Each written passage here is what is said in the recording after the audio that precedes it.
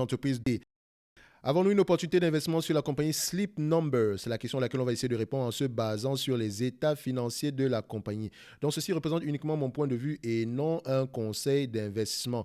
Donc, la première chose qu'on regarde ici, c'est que la compagnie, qu'est-ce qu'elle fait exactement? Donc, Sleep Number vend essentiellement tout ce qui concerne la chambre à coucher. On va le dire comme ça, que ce soit du matelas, des matelas, des lits, des oreillers, voilà, des draps, des choses comme ça. Ça peut sembler pas sexy du tout, mais Sleep Number a la particularité de vendre des matelas connectés. Ah oui, je ne sais pas comment on arrive à faire ça ici. Et c'est des matelas qui ne coûtent pas 5 dollars. Hein. Si vous allez voir à peu près combien coûte un matelas Sleep Number, c'est des centaines de... Excusez-moi. C'est à peu près, on va regarder le prix ici. Hein. Disons-nous qu'on va acheter un matelas ici et qu'on a les moyens de le faire. Voilà, 2000, 2500, 3000, 4000, même les oreillers s'échangent à 100 dollars ici, 1000. En tout cas, vous avez vu le prix. Mais surtout, ce qui fait la particularité de Sleep Number, c'est ça, cette application-ci pour pouvoir suivre ces cycles de sommeil. Je pense qu'ici, il y a un abonnement mensuel pour ce genre pour cette application-là. Donc, pour ceux qui achètent le lit, oui, vous achetez pour le lit, mais également, si vous voulez suivre le cycle de sommeil, vous payez l'abonnement tranquillement et ça fait des revenus récurrents. OK? J'ai oublié de vous dire aussi que le prix d'un matelas, ça dépend également de la taille du matelas. D'accord? Donc, on revient ici sur la vidéo, sur le Snip Number. Vous savez que notre analyse est généralement basée sur le revenu, la croissance du revenu, le free cash flow moyen, le PR moyen, la dette nette et la qualité du dividende d'IA. OK? On commence par le revenu ici. Est-ce qu'on a une stabilité ou une croissance des revenus? 800 millions ici, 2 milliards ici. On a une croissance des revenus sur les dernières années. J'aime bien regarder la croissance en termes d'histogramme ici. Ça me donne une certaine vue générale, une vue d'ensemble. Donc, quand je regarde l'histogramme ici, d'accord, on a une croissance des revenus. Ici, attention, ça ne veut pas dire qu'on n'a pas eu de revenus, ça veut juste dire que sur le logiciel-ci, il ne fonctionne pas super bien à 100%. Bon, ça nous donne ici, là, au moins l'information comme quoi les revenus sont croissants depuis au moins 1997. Mais entre-temps, ce n'est pas la même entreprise de 97 qu'on a aujourd'hui. Il y a beaucoup de choses qui ont changé. En tout cas, c'est déjà une bonne information. Une fois qu'on regarde les revenus, j'aime bien regarder les marges également. C'est bien d'avoir les revenus croissants, mais j'aime bien voir également que vous avez voilà, une certaine stabilité au niveau des marges brutes. Stabilité des marges brutes, 60%, on adore ça. OK? Donc, les revenus actuels, aujourd'hui, sont de combien? On va juste les regarder. Alors, les revenus actuels sont aux alentours de 1,8 milliard, ça c'est en 2021. Alors, je vais aller sur Yahoo Finance. Yahoo Finance. On va aller voir les revenus ici estimés par le management, enfin par les analystes, SNBR.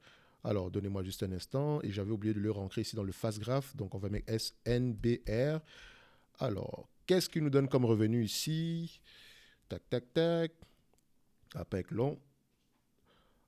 Alors, en termes de revenus, qu'est-ce qu'on a? Je vais déjà mettre ici le free cash flow. On va voir le revenu ici. Donc, je mets ici Sleep Number SNBR. C'est le ticker symbole. On y va directement.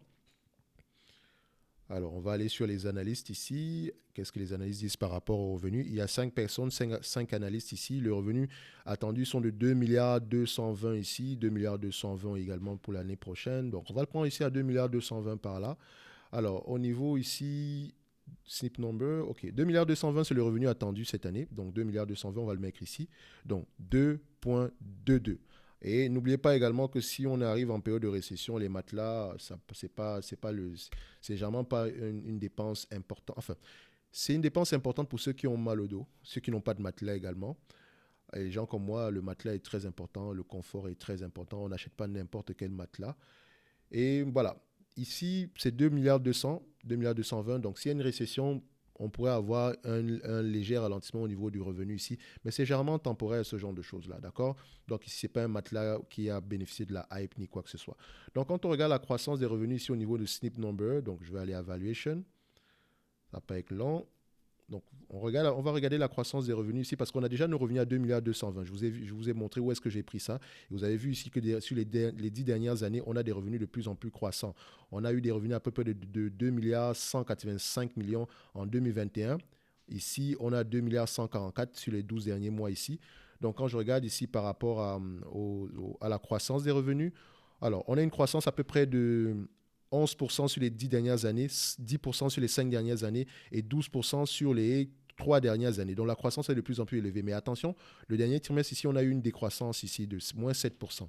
Donc il faut vérifier ici que peut-être 2021 a été une année exceptionnelle. D'accord? Il faut regarder cela. Donc ici, je vais prendre ici comme croissance des revenus.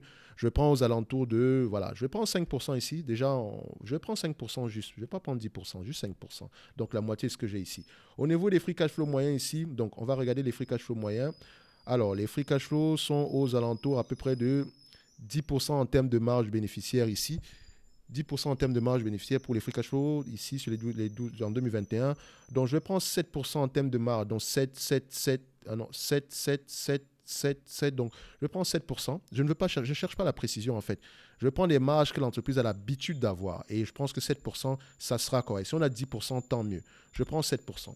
Les PER moyens pour ce genre d'entreprise ici, quand on regarde ici au niveau des PER, on a des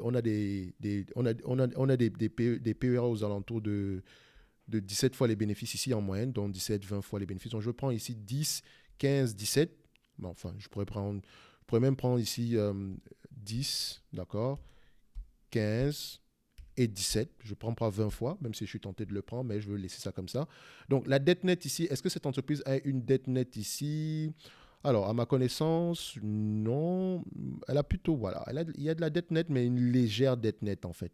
C'est tellement léger, c'est tout petit, tellement petit qu'on pourrait même le négliger ici, mais j'ai toujours pour habitude de prendre en considération la dette nette. Donc, on est à peu près à 400 millions ici. Et je vais regarder ici par rapport à Finbox, où est-ce qu'on s'en va. Donc, on va regarder nos Finbox ici. Donc, je le fais en mode live, hein, je n'ai pas préparé quoi que ce soit. Donc, je ne suis pas également investisseur sur cette compagnie-ci, mais c'est une belle entreprise. Alors, SNBR, Sleep Number, on va regarder ici le modèle. Et il y a quelqu'un qui me posait généralement la question de savoir comment est-ce que tu fais. Il y a certains termes que je ne comprends pas en anglais et tout ça. Fais simple, hein. Tu tapes traduction, d'accord? Ça traduit la page.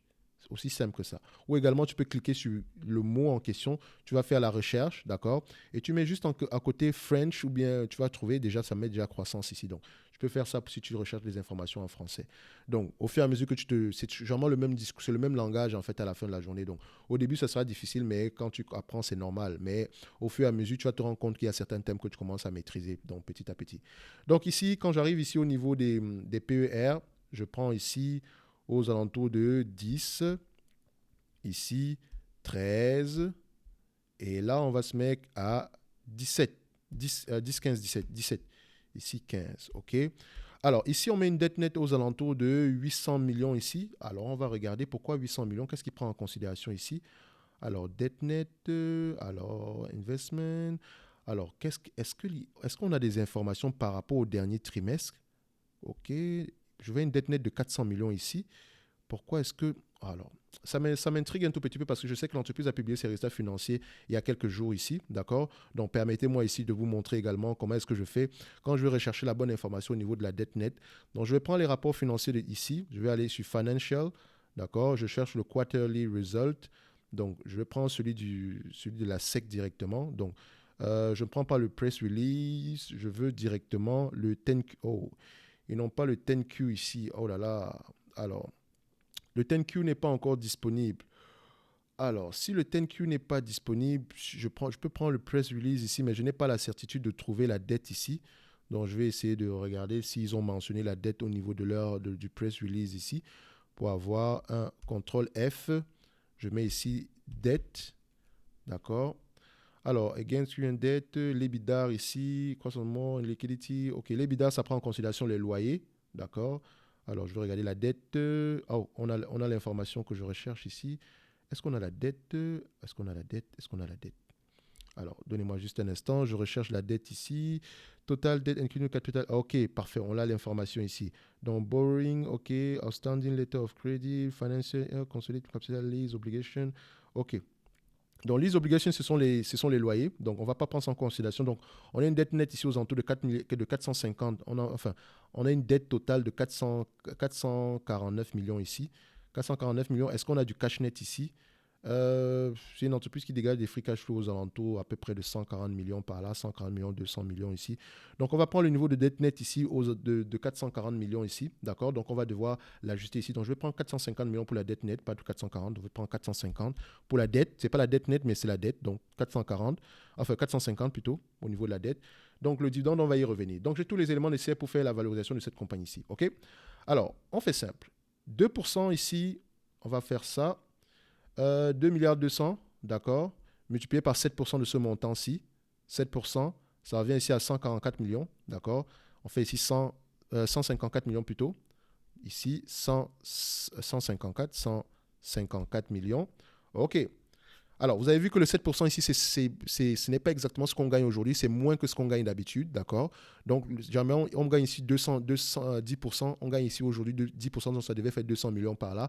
Donc, les PER, j'ai essayé d'être gentil, j'ai pris les PER entre 10 et 17, tout en sachant qu'on a des PER généralement plus élevés que ça. La dette nette ici, même en laissant la dette nette ici aux alentours de 800 millions ici, vous allez voir que ça ne change pas grand-chose. Donc, ici, quand on fait le calcul à 10 fois les bénéfices ici, on est à peu près aux alentours de 30 $ l'action. N'oubliez pas ici qu'on a 450 millions en termes de dette nette. Donc, quand je vais prendre ici le calcul ajusté à la dette nette qu'on a calculée ici aujourd'hui de 450, donc moins 450 ici divisé par le nombre d'actions, on a à peu près 22 millions d'actions ici, d'accord? Ça nous donne à peu près 50 $ l'action, d'accord? Donc, déjà, on a 22 millions d'actions. Juste pour vous mentionner ici une chose, elle rachète massivement ses actions. Donc, c'est une bonne information. C'est qui augmente automatiquement nos bénéfices nets par action. Donc, j'aime ce genre de compagnie ici. Donc, ici, à 50 $, à 10 fois les bénéfices, tout en prenant en considération 7% de marge bénéficiaire, on a une valorisation aux alentours de à peu près 50 $ par action. OK? Au lieu de 30. OK? Donc, quand on prend maintenant le même calcul à 15 fois les bénéfices, ça nous donne ici 2 milliards 310 moins 450 millions la dette nette divisé par le nombre d'actions ici de 22 millions d'actions, on a 85 $ par action. J'arrondis. On a 85 $ l'action. D'accord? Et quand on prend ici le calcul à 17 fois les bénéfices, d'accord, ça revient ici à 2 milliards 618 moins la dette nette de 450 millions ici, ça revient ici à peu près à 22 milliards 168 divisé ici par 22 millions, ça nous donne ici aux alentours de 99 $ par action. Donc, on a une valorisation entre 50 et 99 $ par action. Où est-ce que je vais me situer? Je prends simple, je mets 85 $ par action. Nous avons une entreprise ici qui a une valorisation à 85 $ par action en date d'aujourd'hui, à 15 fois les bénéfices sur des revenus de 2 milliards 200 avec une marge de bénéfice de free cash flow, avec des marges de free cash flow de 7%. Tout en sachant que le revenu est croissant d'au moins 10% sur les 10 dernières années. Nous avons une opportunité d'investissement ici. Je ne mets même pas en considération la croissance. Okay? En date d'aujourd'hui, on vous le vend à 45 $ par action. Ce qui veut dire que si cette entreprise vous distribue la totalité des free cash flow actuels en termes de dividendes, en date d'aujourd'hui, quel est le rendement que vous allez avoir? Vous avez remarqué, c'est que nos free cash flow sont de 154 millions de dollars par action, divisé par la capitalisation boursière ici, aujourd'hui, qui est de 1 milliard. Ça représente ici un rendement de 15%.